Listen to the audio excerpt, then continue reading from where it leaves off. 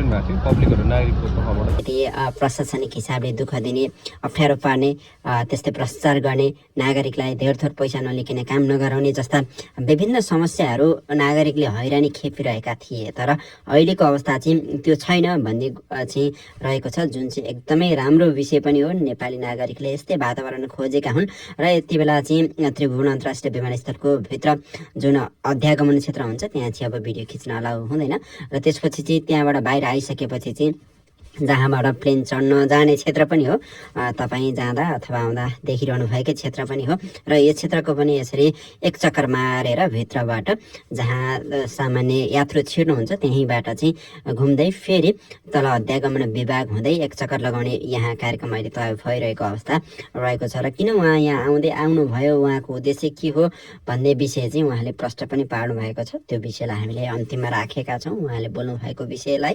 र भिडियो अन्तिमसम्म हेर्नुहोला, हामीलाई सब्सक्राइब पनि गर्नुहोला।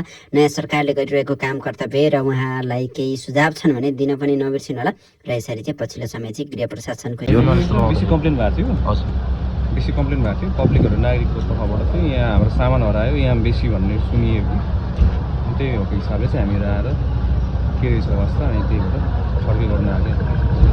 बेसी कम्प्लेन आइरहेको छ कि एकदमै बेसी भयो कि हिसाबले आएको त्यति मात्र।